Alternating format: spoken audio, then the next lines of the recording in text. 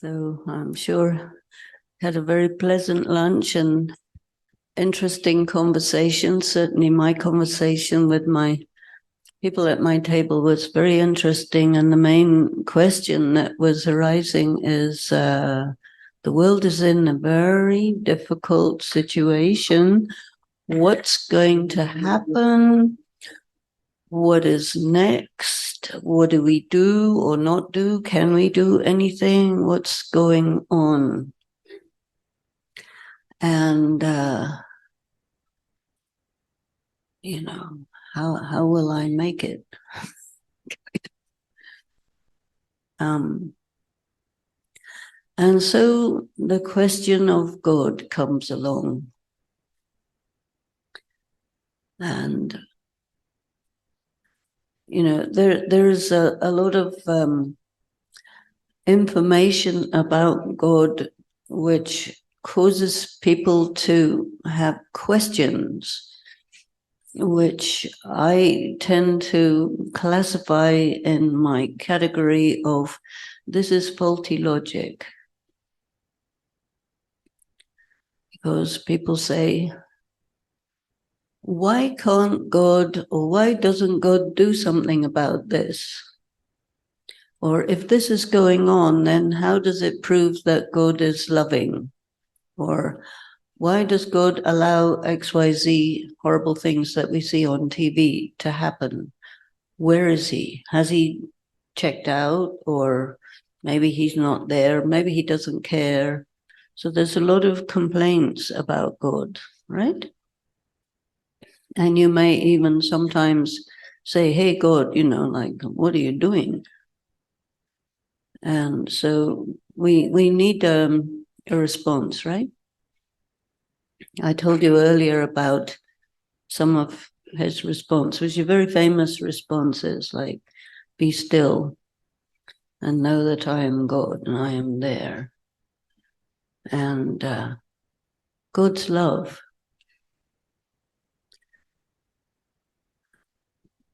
God is not a human.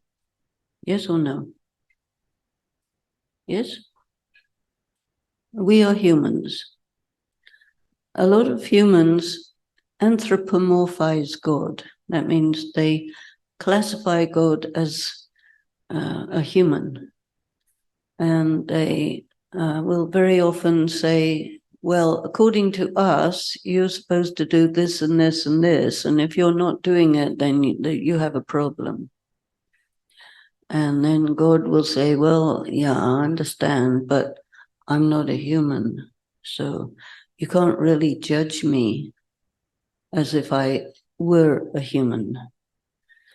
And if you judge me by your moral standards, there may be some elements that you haven't taken into consideration for one reason or another. And most of all, what God will say, okay, I will tell you what my love is. My love for you is I let you know who you are. And I let you know the answer to all your questions, like what's going on and who's to blame and what do we do and why is it like that and this type of thing. This is quite good, right? And he says, I enable you to have the power that I have if you want it. Do you want it? Yes or no? You don't seem very enthusiastic. What is the power of God? Usually people think it's like he has the power to create hurricanes, and you don't really want that, or you'd be sort of serious problems between football teams, but it's more like the power to endure. I mean, I don't know if you're aware of this, but God is a someone whilst not being a human. And God is very fast. very, very fast. Sometimes he says, I have got a huge bank of TVs where the mind and activities and personal lives of every soul on earth is playing, and I'm aware about it. And he goes from one to the other like that. Very unlimited by time. We're limited by time, because a human is limited by time. God is able to hear your thought instantly and move from that instant to hearing another thought of another one in the next instant without having any problem of being fast. God is very, very fast. You probably didn't know that, because God is a being who never has to go to sleep, who never gets tired. One of the very important descriptions of God in Christianity you get is God is immutable. Do you know this expression? God is immutable, doesn't change. That means is always in absolute perfection at all times, under all circumstances, and is very sensitive to what is happening to each and every one of his children. And he says, you don't even know the half of what's going on. I know all of it. I know what's happening in every prison cell, in every behind closed doors, in everything, whatever is happening, I know. And every soul who reaches out to me, I hear and I respond. You see? He cares very, very much about each one. We tend to say, this one is evil, this one is good, this one has a right to live, this one doesn't, da, da, da, da, da. God says, well, every single one is a pure, peaceful, powerful, loveful, blissful being of light. And when a soul gets weak, they do bad things. And bad things are done in response to bad things that get done to them. That is normal, right? And if you analyze carefully the people who are classified as evil, and you look at their history from birth until when they started performing all those activities, you will see that it's a reaction. And it's very connected with revenge, and it's very connected with the fact that the soul is severely depleted. Then the other thing it's connected with is destiny. You see? And so all of you are good people, right? Every single one. If a bad person would come in here, would you feel it? Probably, yeah. Because how does a person get called a bad person? As if they have a bad intention or a bad history or something like this, you know? You get people, they come in to schools and they shoot up the teachers and the children, right? And why do they do that? Usually PTSD is usually the reason. It's a reaction. And so God is very aware about all these things. And God is also very aware that the number of people on the earth is getting more and more and more. So you will say, okay, well, where are they coming from, all these extra people? You know, sometimes people have this question, how is it possible? You know, we're all immortal souls, right? So how can there be an increase of immortal souls? Do you have this question? No? Yes? So he says there's a fixed number of souls, fixed. And we're just about at the limit of all those souls coming on earth and performing their predestined roles. So there is this aspect of predestination going on as well. So we have karma, we have people's will to do this right or that. You know, it is said, God gives you free choice, right? But very few people can actually use the power to choose without being influenced by anything. Very, very rare person can do that, because most of what we do is reaction to something else. They're not very free. In order to actually be free and make free choice, you have to be more strong than whatever happened to you or whatever you saw or heard about. It'll be very strong. So you're entirely proactive. And you also have to be very connected with God, because you need that strength as well as your own strength. And then you can do a meaningful action. It's very, very rare for anyone to act in that way, but it's possible. And the reason why a person would engage in a spiritual practice or anything like this, what we're doing is to acquire that strength, that freedom. You know. So God says, okay, right now the world is in transition. Yes? You already know that, right? It's changing. You don't just have climate change. We have lots and lots and lots of changes going on. The age is changing. For a lot of people, they would say, they would concur, they would say, yes, we are actually living in hell.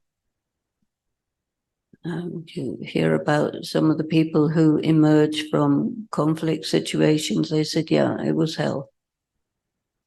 And there's a lot of people in hell.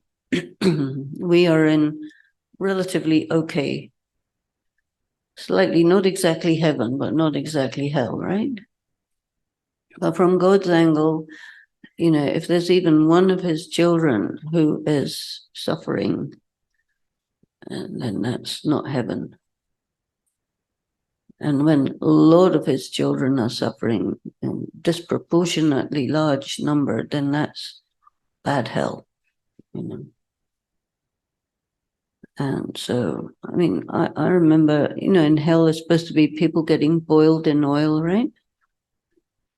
You think that's something for the fairy tales? No, it's real. I was meeting with some long time ago in the 80s. I was meeting with some children in Cambodia, from Cambodia, from the war there. They said, yeah, we had to watch our parents getting boiled in oil.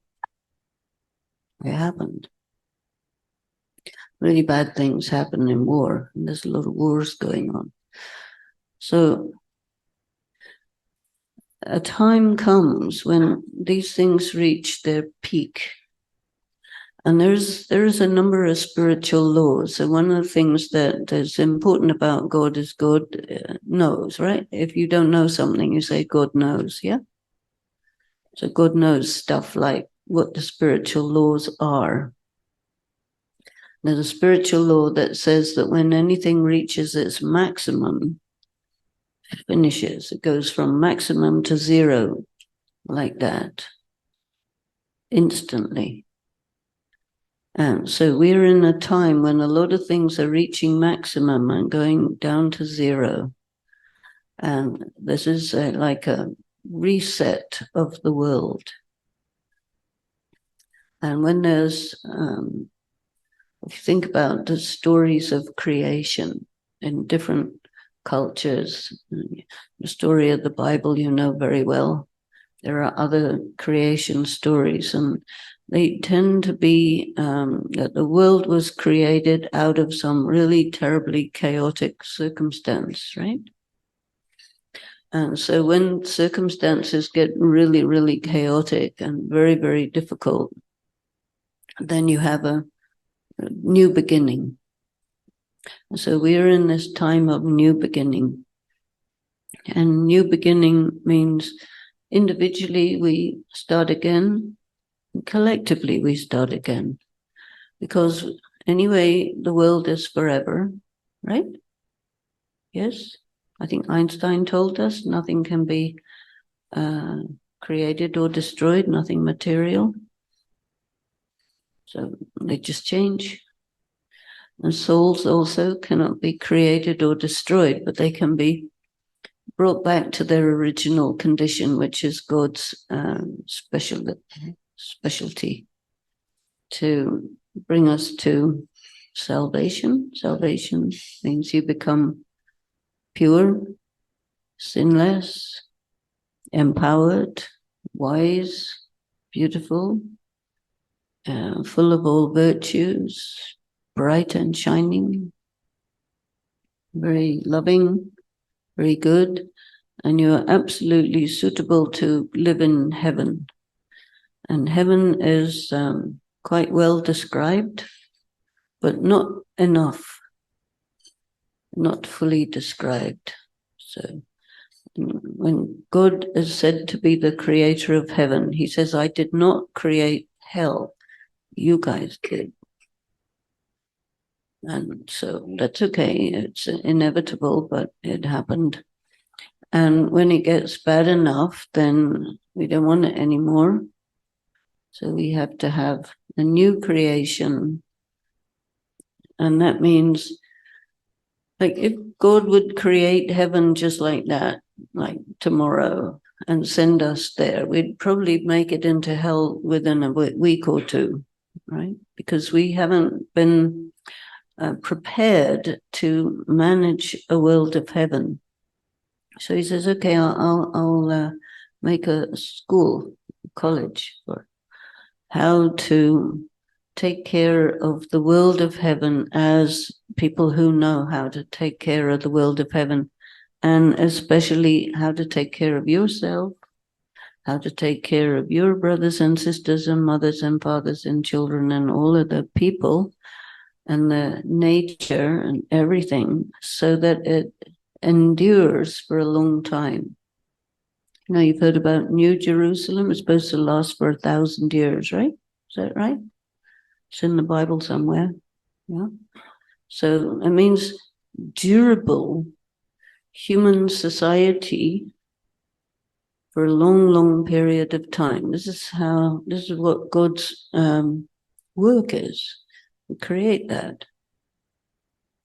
And a time when he will do that is when things are really at their worst, because, you know, God creates paradise and must destroy hell. Is that right? You can't have paradise and hell coexisting, because it wouldn't look right. So there has to be destruction of hell. So destruction of hell means all the pollution in the world has to go, right? The air has to be cleaned, all of it. All the pollution in the ocean has to be cleaned, all of it. All the pollution in the ground. All the troubles in all the hearts of all the people have to be healed. Yes? All that. So it's a big piece of work. There's a lot of people. It's a lot of earth. It's a lot of ocean. It's a lot of sky. All the elements of matter have to become pure. All the people have to become pure. How? It's like it's a flip. God is very fast, right? How long does it take you to leave your body when you have to? It's 1 second, right? That's quite fast. How long does it take you to arrive in a body? It's also 1 second. You just come. Okay? So death and birth are very fast. What's unpleasant is pain, which can take a long time. You can be in pain for a long time, then die. Or if you're getting born, you can go through a lot of labor pain and everything and then get born. You're already there coming through, right? So this complete change that is taking place now, what happens when you get complete change is you have all the things that disturb and distress and hurt you and harm you, they all have to go, right? And what do you do with things that hurt and distress and harm you in your mind? One of the things that many people do is they hold on to it, right? You remember it, you hold on to it, you think about it many times. And he says, give it to me. Give it to me, I can handle it. You don't need to hold on to that stuff. Give it to me, let go. And you say, I can't. Right? And he says, well, do it anyway, even if you can't, just do it. Just take a risk and let it go and give it to me. Don't take it back because you don't want it. You don't need it. You just give it to me. And then when you let go of all your bad memories to the point where you don't have them anymore, it's determined by your will. It's up to you if you hold on to it or you don't hold on to it. But you say you can't. So this is the big thing that you have to do is let go. Can you do that? All the things that you don't like, let go. It's difficult because you feel responsible or you feel, implicated or something like this, but let go because you hold on to it because it's like a contamination in the soul and your will is very weak in that it's not responding to your instruction. Let go. It says, I can't. Like if you had to jump off a tall building, you would say, no, I'm not going to do that. But these are similar to something called ego death. You heard about ego death? And ego death is really about letting go of whatever is fake and false and not real, but which you have created as a response to all the bad things that happened. It's a psychological thing, but it's also a spiritual thing. So it's also said, that you can't go to heaven without first dying. Is that right? And now dying means leaving one state, going to another state. And he says, leave this in your mind and come to me. Come to me means be with me. You're a soul, you're immortal, it is impossible for you to die. Be with me and I will carry you out of your current situation, which you're very tied up in, and I make you free, and then I make you clean and pure and fresh, and I fill you with all my powers, all my virtues, all my knowledge, all my wisdom, and then I send you back again into the world of heaven. Would you like that? And you say, yes and no, because dying, we don't really like that idea. So he says, actually, you can't die because you're immortal. It's just a matter of letting go of all these things that you're holding on to. And these things that we hold on to stuff that we experienced. And we classify the things as good and bad, right? And letting go means take the risk to just be free. And even if you stay in your same body, but you let go of the things that you're holding on to, like revenge, or you don't like something, or you don't like someone, or somebody did it, and it's obsessive compulsive thoughts and so on. This is the practice. You let go of all this stuff. You let go of all the things that are to do with your false ego, and be with me. Just be with me and take power.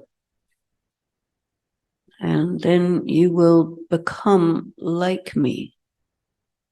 Right? If you are like God, you would not be afraid of anything. Is that right or not? No, God doesn't get afraid of things. We get afraid of things. We get angry about things. We get worried about things. All these things, they're like bondages. And he says, I will make you free. And there is an expression that truth will set you free. You know this expression? Well, which kind of truth? I was once with a young Mexican boy, little guy, about 13 years old, and he said, he was in the jail. And he said, yeah, I was told the truth will set you free, and I told the truth and landed in jail. What happened? I said, no, well, yeah, that happens. But what truth sets you free is really the truth about yourself as a spiritual being. The truth about what happens when you live in a world which is not so good, in communion with God while doing things. You're free. Because whatever you see, you don't like seeing bad stuff because it upsets you, right? One of our participants was telling me, I don't like watching children getting killed on television. I said, well, why do they show you children getting killed on television? It's so that it elicits a certain emotion in you so that you will do things in a certain way. This is called manipulation. Right? Do you like to be manipulated? Yes or no? No. So you just need to know that there's a lot of manipulation happening, and then you're not free to do according to who you are. You do according to images and sounds that get fed into your soul by the senses.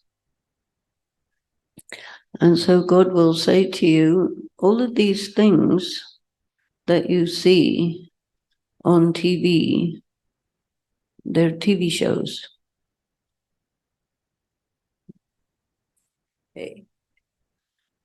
They're TV shows, and if you know it's a TV show, you're not worried about it, right?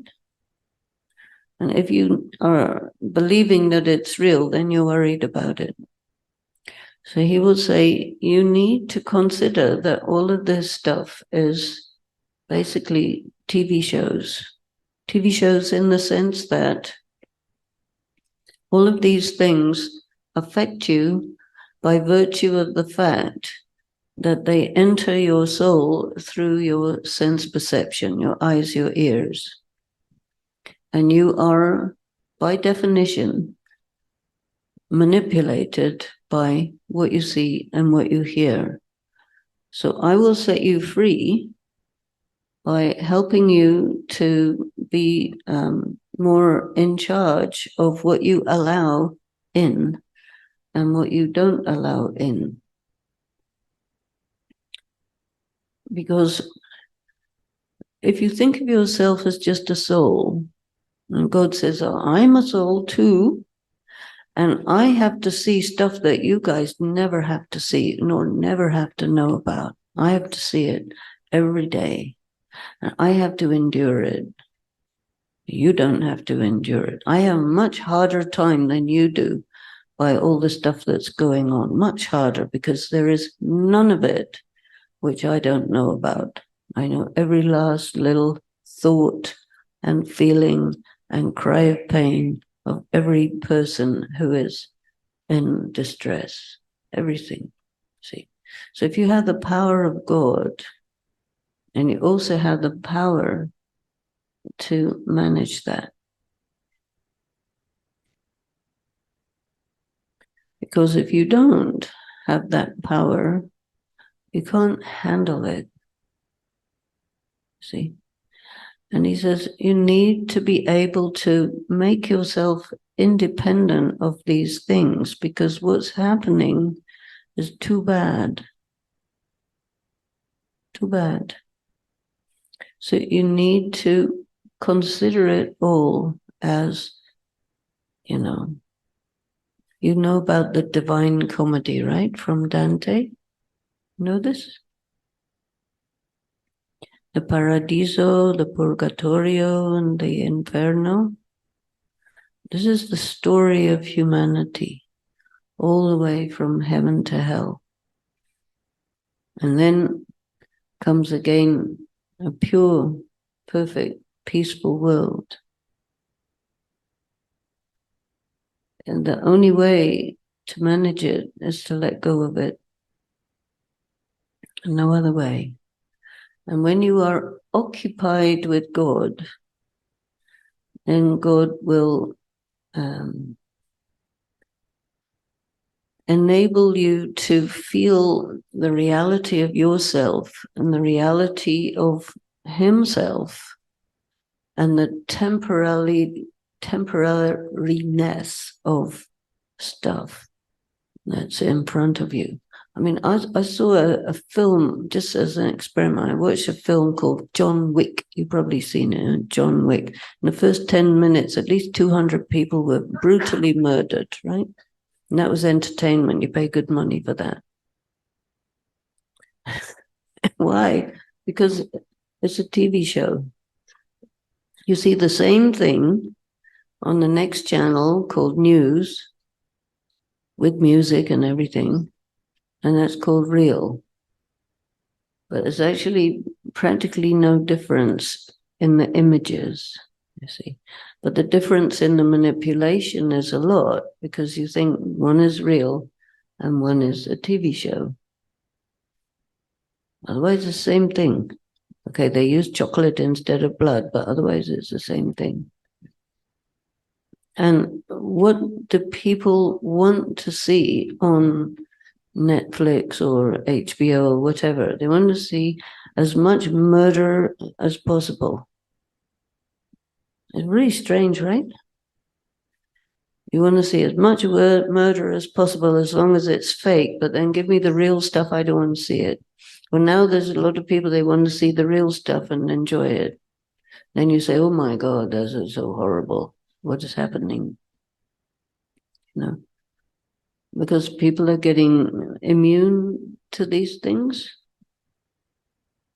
But God's love, as he will say, all these things, whatever is going on, however extreme it is, whether it's a war or whether it's a natural calamity or any of those things, these are the scenes of the world history coming to its conclusion and then changing into some new scenes. Not a single person can stop existing. Not a single one. And all these souls who are here, they've always ever been, they always ever will be. But the thing that disturbs and distresses you is seeing other people suffering, right? Is that right? Especially if it's someone close to you. If it's someone you don't care about, you don't mind. If it's someone close to you, you mind. So all of these things are because we say this person is mine, or this person is not mine, or this one is a friend, or this one is an enemy, or this is real and this is not real. So these are our orientation towards things because of our sense perception, and it's real. But in these conditions, he says, now, difficult conditions, you have to be with me, and you have to do pure action. Anytime you have choice, always you have choice. Do pure action as much as you can, because then circumstances will favor you. Circumstances will be good to you. Be with me, he says, in your mind. Be with me in your mind, and you will be able to handle stuff that you don't think you can handle. Be with me and understand what I'm telling you, and you will be able to receive sensory input in a way that makes you understand things, makes you strong, makes you experienced, makes you wise, and makes you able to manage things that otherwise is very difficult, because you are forever and you're going through a very big change. With little difficult things, medium-sized difficult things, big-sized difficult things, but whatever it is, you have to go through. In Christianity, you have to go through Jesus Christ to God. Is that right? Everybody knows that, right? So you have to go through all sorts of things to freedom, to God, to ease, to peace. And always remember that God is in charge. Yes or no? Yes. And it's not upset by any of this stuff. You say, well, he should be.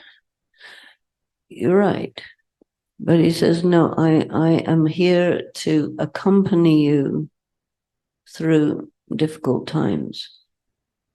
Because as long as you are with me, you can do it. Do you know something called 23rd Psalm? Yes or no? Yeah. So there it is. You get all the details, what you have to do. And not be afraid and not be worried, because you are with God and you are in connection. You are immortal. You are safe. And just let him carry you across. And don't panic. And don't worry. You're in God's hands, right? Not. You think it slipped through the fingers or something? No.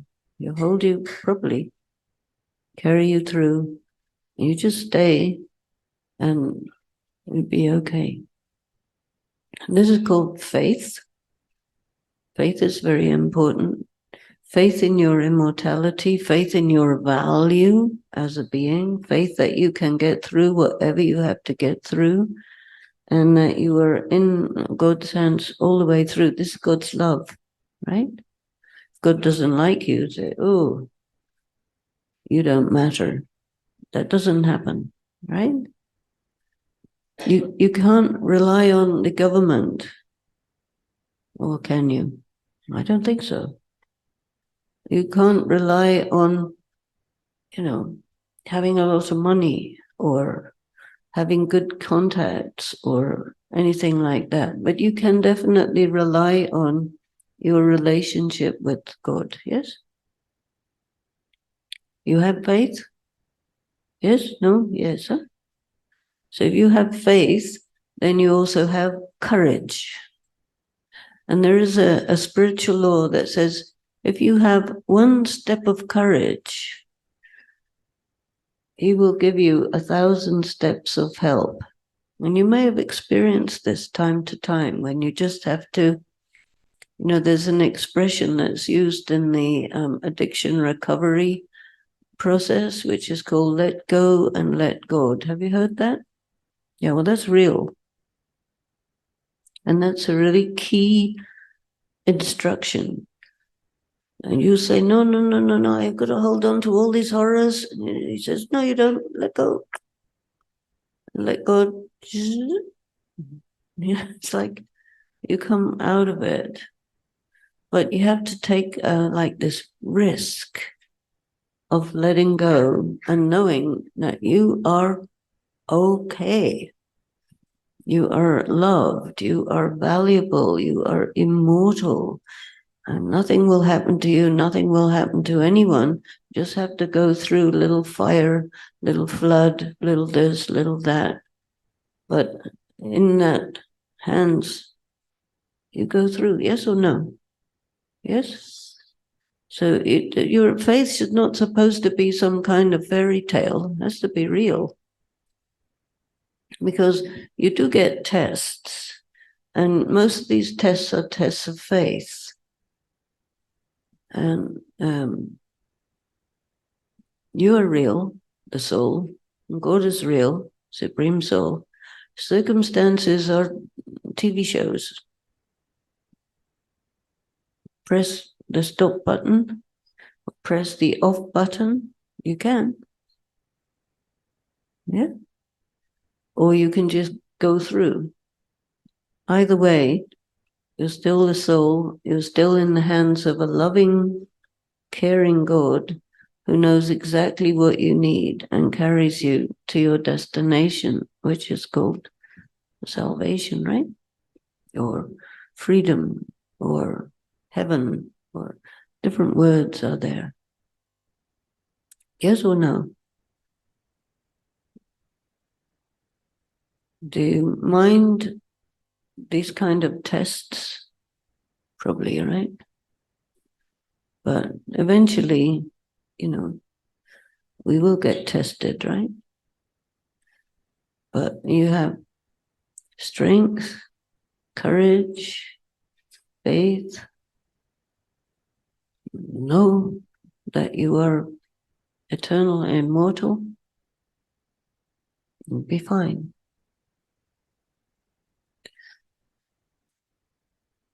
God's love is that He tells you everything, makes you aware of who you are, of what's happening, how it's happening, what's next. What's next is we come through this and we are on the other side of it quite okay. Fully okay, right? Yes or no? Yes, I think so. So I will stop. I know you might have some questions, comments, or you might want to walk out of the room because why is she telling us such stuff? Yes, Sister Denise, thank you. And this is the time for you now to ask questions. I know there are a lot I can see from your faces, from your eyes. A lot of thoughts have been provoked. So you talked about suffering and how we have to learn how to detach from that and put everything in the hands of God, who's with us every step of the way. That was the last message I got from our own Didi Nirmala. And she told us about detaching from suffering. And we didn't know that the pandemic would happen and all these things. And so it was like a premonition or warning to us. I find that still very challenging. And I came across this concept called trauma bonding, that we're all in collective trauma of the past that's still here with us. So it's very difficult to detach. Isn't it, as you said, we have to go through it. But how much do we have to go through it? You know, I make a distinction between pain and suffering. Okay. And I say that pain is mandatory, but suffering is optional. And so it's really not that you have to detach from suffering, but you have to detach from pain. Because suffering is how you feel about the pain that you're going through. And pain is a great teacher. And it teaches you, it teaches you what you are made of. It teaches you how to get to the part of yourself that's real. And suffering is your unwillingness to study that lesson. And it's avoidance of pain. You see, for example, you get emotional suffering, which occurs when you experience rejection or betrayal, or somebody dies that you love, or somebody does some bad thing to you. It's this emotional thing. And it's emotional pain. Then you have physical pain. So physical pain comes from, you get your body gets damaged by an illness or an accident or an assault or some of this stuff.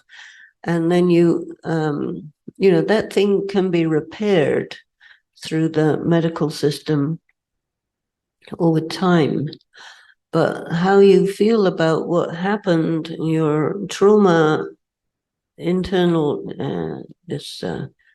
psychological trauma, requires a different type of healing than the medical work. And then you have, I don't know if you've experienced it, but spiritual pain. Now, the dark night of the soul, you know about that?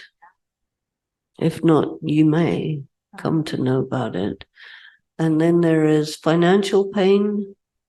You don't have money, or it gets taken away, or there's like very bad things happen which are painful. And you have the stuff to handle pain, provided you understand pain. You need to know pain. You need to know about, you need to know, I tell you how I learned about this. I was in South Africa, and it was a little shortly after the end of the apartheid. And so I went to the prison where Mandela was, which was an island called something, I forgot what. Anyway, so I went there, and all the people who used to be prisoners were now the tour guides. And it was a tourist place. And so I went there and I said, how come there's no instruments of torture here? They said, only those who are immune to pain end up here. I said, really? This is of interest to me, because I was a migraine sufferer for a long, long time. And I thought, you can be immune to pain. That's very interesting. I need that. So, okay, tell me about this immunity to pain. And they didn't really tell me much, just that, if you're a activist, otherwise known as a terrorist, you will get captured if you're not careful, and you will get tortured, and you will get incarcerated, and all kinds of horrible things will be done to you as far as possible. And you can be immune to it. And this happens when you detach from your body. Now, I also saw some very high-level yogis have to go through big pain like cancer and other very hard things, heart attacks, all this type of thing, detached from the body. So they taught me this. I practiced this. And what I found is that you have to surrender to the pain. Because normally what you do with pain is you resist it. And then it will increase until you get the message that what's required is you have to surrender. So if you don't want to surrender, it may take you up to a very, very high volume of pain before finally you surrender. So if you surrender earlier on, it's better, but you never get the message. You surrender to the pain, it goes. And it leaves you a legacy, some sort of a very deep understanding, which can only come from passing through great pain while surrendering to it. You become immune to it. You become free. You become, it's a kind of, you have to go to a sort of transcendent state, which means you really come into your spiritual strength, you see. And so I discovered this, and I had to take this test of pain a few times, so it's really clear that pain is something not to be resisted. It is something to be transcended. And whether it's emotional pain or psychological pain or physical pain or financial pain or any other kind of pain, it exists to carry you to this state which corresponds to something very real about you as a human being, but which somehow got lost as the human spirit became weak and corrupt and all of that. So it's it has its place. And if you can know about this, if you can get the message and take a risk to let go and surrender to it, which requires a lot of courage, because the pain is very painful, then you arrive to a different space. This is real. I believe in God. I believe we're all immortal souls. And I believe each of us have our own. As long as you know what's good and evil, I suppose that's good enough for me. My question actually is about where do we go when we die? Okay, we're taught about heaven, hell, purgatory, and we talk about God has a multiverse full of dimensions, realms, planes, densities. So I'm trying to reconcile the fact that if we do good, we go to heaven. If we do bad, we go to hell. And then there's a purgatory, a temporary thing. So I don't know how to reconcile all these things with the fact that, well, we're immortal souls. So I do believe in reincarnation. So I've had many lifetimes, but in between lifetimes, where do we go? Where do we go? What dimension? How do you describe that?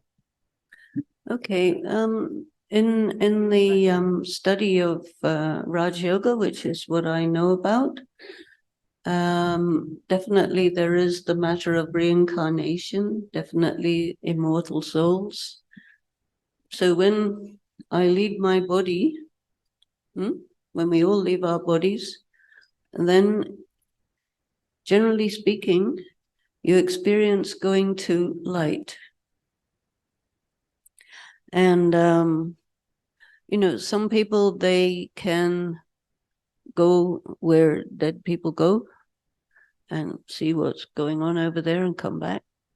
There are some people who leave their bodies and then they have a near-death experience and they come back and they tell what they experienced. And what happens is you have three things. One is soul, one is body of light, and other is physical body. So you leave your physical body and you go with your body of light, which is like a ghost, right? You can have dark ones or bright ones, depending on your karma. Karma means more good or more bad, determines the brightness of your light or dullness of it. So you go in that, and depending on many things, some people, they will go to the ancestors. Some people, they will go to the family members who have gone before them. Some people, they will go to Jesus Christ. Some people, they will go to God. Some people, they will go here and there. And anyway, you go and you have a certain amount of time where you're not reincarnating. And, suppose if you die by suicide, which happens, and I know this because some friends, a couple of friends died by suicide. I could follow them and see what happened, and they take the form of ghost and they come back and for some time, and then they go to their next body. And most people have a little period of time. Some people, they get carried by God to go all around the world and see everything. And then they go to where he wants to put them. Some people, they are free to not reincarnate. They've finished all their karma. And then he will say to them, okay, I have some work that is necessary in this work of making the world a better place, which is his job. He said, I need you to go and take birth over here because there's some important work you have to do. Are you willing? And they usually say yes. So then they go. But these are free people. They're not going because of karmic accounts. Otherwise, they will go because of some outstanding karmic debt that requires them to go and finish their account. So they have a little time in between, and the soul will go into a body which is in the womb of the mother in about the 4th month at the time of what is called quickening. It means when the fetus starts to move, that's when the soul arrives. And during the time in the womb, the soul will see many visions. And for example, if they have done some mistakes, they will see visions of what they did, and they will see that this was noted. You can't get away with anything, and there are consequences, and they will experience suffering in the womb that corresponds to payment for that trespass or that sin that they had committed. And then that's finished. And then they will get born. And sometimes when a baby is born, it will suddenly cry for some unknown reason, right? So this is a sign that he's remembering something, re-experiencing something from a previous life.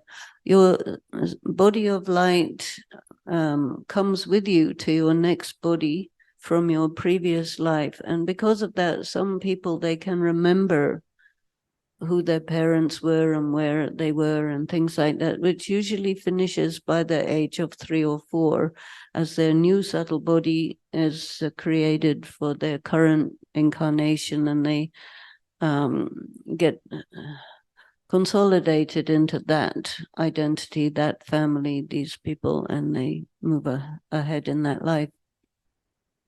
And yet, what doesn't happen when you go through these processes is your soul isn't free from the sin. You finish the account of the particular things you did, but the likelihood of doing it again is still there. So in the practice that I do, the sin is not classified as what you did, but more like what you might do again. Because to be completely free from sin, you have to be free from the tendency to do it again. So that's a full-on purification. And so the practice that we do in this life, we try to cause all of our outstanding negative tendencies to come from the subconscious to the conscious. So we know exactly what we're dealing with here, which may be very upsetting, but if you want to know, then you have to face yourself. And then with the yoga, with the remembrance of God, you can actually finish that. This is a purification process, it's a purging of the soul. And this is where you get into this dark night of the soul, because it can be quite hard going. But, you know, if you want to do it, then you have to gear up for it and do that. So this is what happens basically when you die and you come on. But when you get to the end of a time cycle, then you will leave your body to not come back. You will leave your body to return to what some people call nirvana, or some people call, you know, there's many words for the light that's above. This, we call this the home of souls. So we finish here, we go there, and then whenever it is destined for us to come back here, then we come back and we again go on a cycle of many births through the time cycle. So this is what we study like this. You can see in Buddhism, there is one thing called the Tibetan Book of the Dead. Have you come across this book? Now, this will give you a lot of details of what happens in between births. And if you see in Dante's Inferno, he has given you a lot of explanations of what can happen in between births. But it's not like forever. Sometimes it is said that if you do something really quite bad, you can experience a punishment for that in 1 second, but it'll feel like 1,000 years. But you're out of chronological time. So it's like that. And so according to what I've understood, the best thing to do is try to face yourself here and now, full on, and let go, little by little, by little, by little, by little, by little, and then you become free. And so like that. Sister Denise, every time we conduct inner peace and inner power retreat here on weekends, one of the most common questions of the retreatants is about having faith in God, but they also have what they say, faith in God, that this is the will of God, that this is happening to me. Kindly explain that. Yeah. They always say it's the will of God. Yes, inshallah. Right? Inshallah. Inshallah. Inshallah. Well, God says, my will is that you should be happy. And my will is that you should understand these things and be at ease with it all. And my will is that you should take from me the maximum that you possibly can, because this is an open door, come and take as much as you want. But it is not my will that this or that should happen to you. No. He wills good things. He explains karma. He says, if you do this, this will happen. If you do this, this will happen. And then the more you understand, the more you can decide for yourself what you want to happen. But otherwise, God is not responsible for things happening to you that you can't understand why it's happening. And I think a lot of people when they hear certain definitions of God, it will include that God is responsible for everything that's happening to everyone. He says, no, what are you talking about? How can you say that about me? I'm not like that. What is this? I'm going to ask somebody to take you to court on my behalf.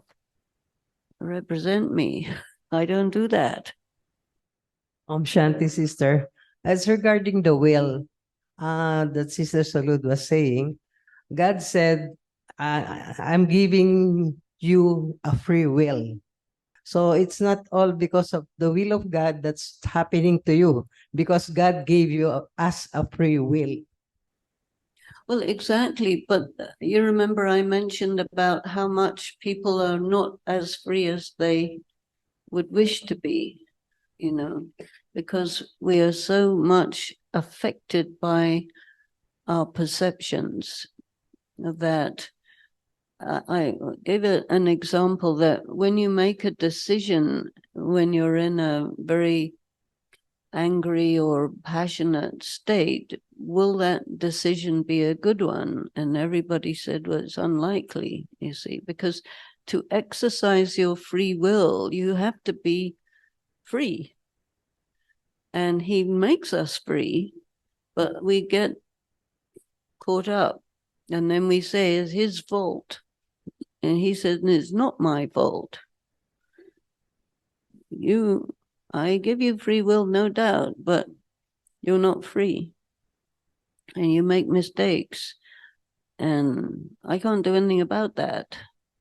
All I can do is offer you understanding, wisdom, tell you stuff so that you can then make yourself free and exercise your free will judiciously. Then that would be better. So this is his love.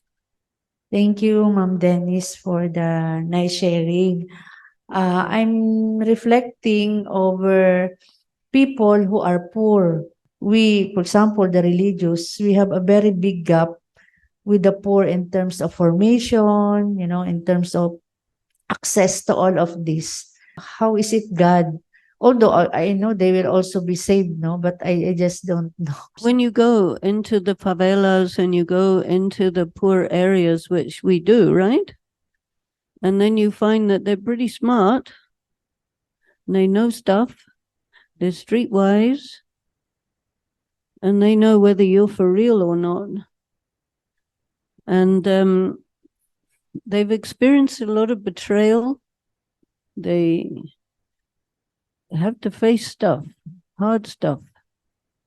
But they're people like the rest of us, you see, and there's a lot of people with a lot of privileges and a lot of access who don't use it. But whenever I've been around people who are very disenfranchised and poor, heavily poor, like in the shanty towns of Africa, I've been there. I talk to people there. They know stuff. They're very religiously aware. And you just need to realize that people are people. And their financial circumstances notwithstanding. I've been in the Indian reservations, talk with the very heavily disenfranchised Indians in North America. I've been in the poor areas of India, Africa, and all these places. And people are a lot smarter than you realize, but they're in circumstances which are very hard. And people who are very privileged may have a lot of money, a lot of privilege, but sometimes they're in very hard circumstances in a different way because of dysfunctional family situations, because of high-level gang activity, because of drugs, because of, so everywhere you go, you will find people who are in trouble on all the levels, financial levels, or in all the different kinds of schools.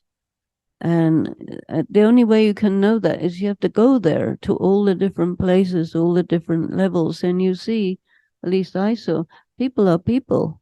I find that it's quite counterproductive to classify people according to the categories that the sociologists and whoever classify people, because it doesn't seem to be quite like that in reality.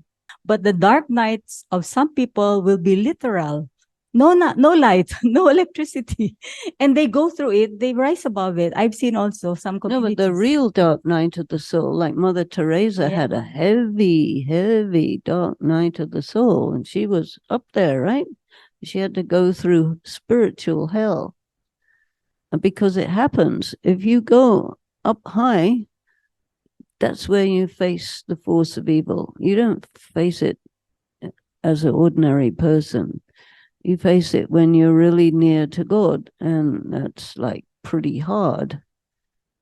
And Jesus Christ had to do the same thing, you know very well. And it's by going through that you can't get to heaven without going through hell. You can't get to God without going through that dark night. It's just one of those things. But if you do that, then you are one strong soul, and that enables others to move along. So it's Saint John of the Cross, right? That's the description that you get. So what I mean to say is all of this bad stuff, it's there to give you a chance to go through and reach to a very elevated transcendent state. And you have to do it because that's kind of leadership, because you're opening gates that are otherwise closed. And then you go through, and then the gates are open, others can go through. This is better.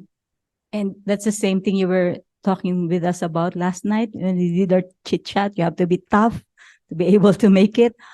And maybe, but at the end, the reward will be the love that, we experience having gone through all these things. Is it? Well, what you want is contact with God, proper real, right? Because that gives you the consummation of the purpose of your life, I think. No? Let us ask her now to allow us to experience the depth of God's love in meditation. So as we did before, you turn your attention within. You can keep your eyes open, resting on that point, or keep your eyes closed. It's up to you.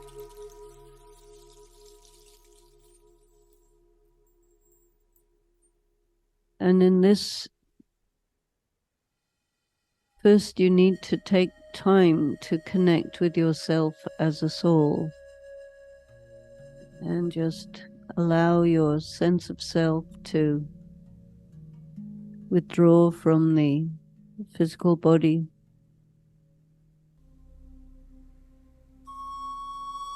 Center yourself as a being of light in the center of the forehead, knowing yourself to be pure, essentially peaceful, beautiful, valuable.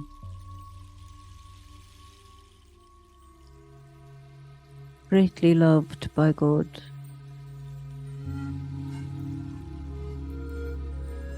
Who wants for you only that you should take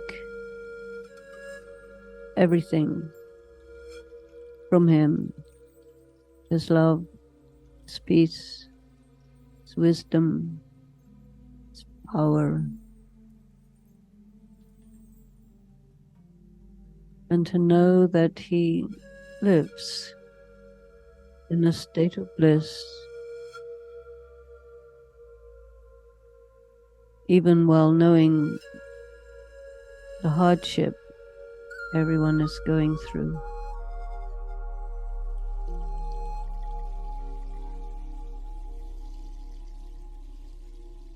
Giving power, giving strength, easing their pain.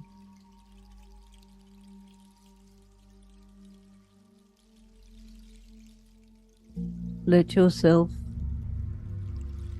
go beyond the body, fly far beyond the material world.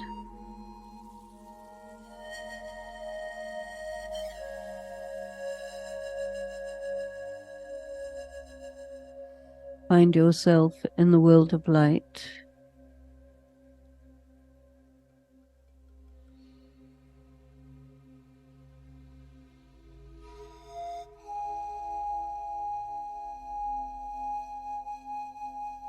Feel that presence of your mother, father, friend, beloved, teacher, guide, the supreme ocean of love is waiting for you there.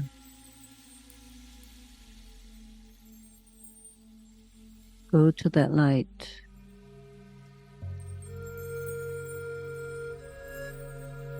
Let yourself sink into that light, that it becomes a huge wave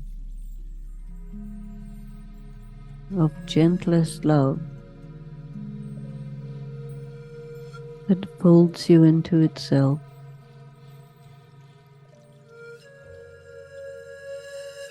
Caressing your heart and mind.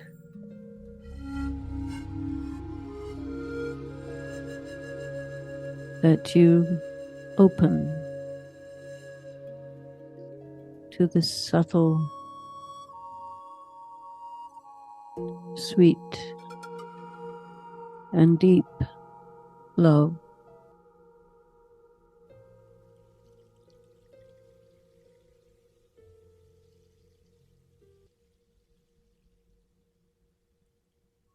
Let it go deep into your soul.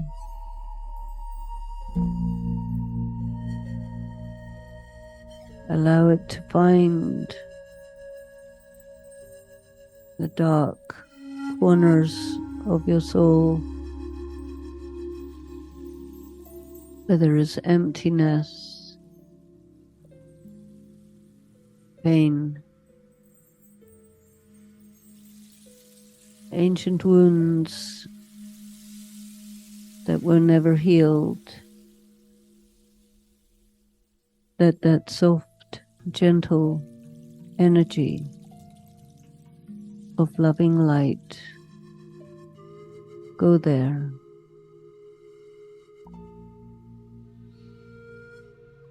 Fill those spaces with light, with love.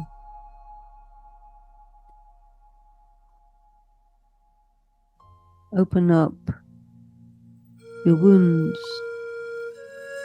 and allow that light to go in and heal.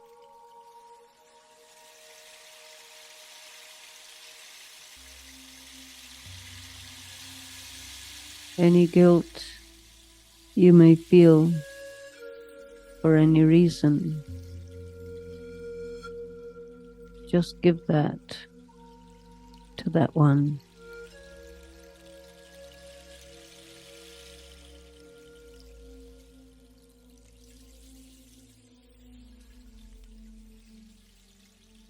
Let it melt in that love. It doesn't have any place in your heart or soul.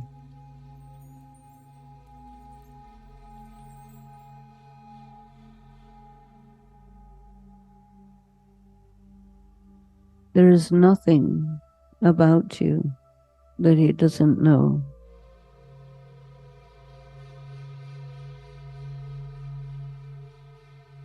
His love is not anything to do with what you did or didn't do. His love is what you are.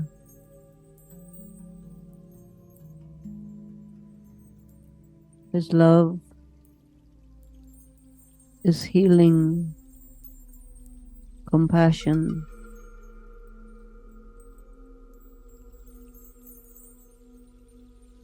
to let you know who you really are,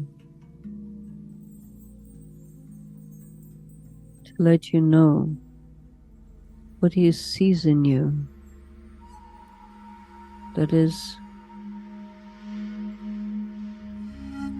causing him to love you, be proud of you, to be with you always.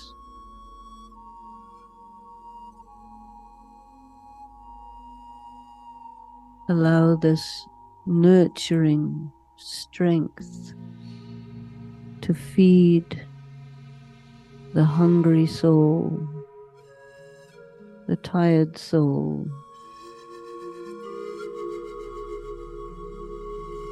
that needs this pure, powerful, sweet energy, and which God wants you to have. Take as much as you want, and then more. And keep coming back for more. You have all the rights. All these treasures are yours for the taking. This is how much you are loved, recognized, valued by that one, the Supreme One, the ocean of love.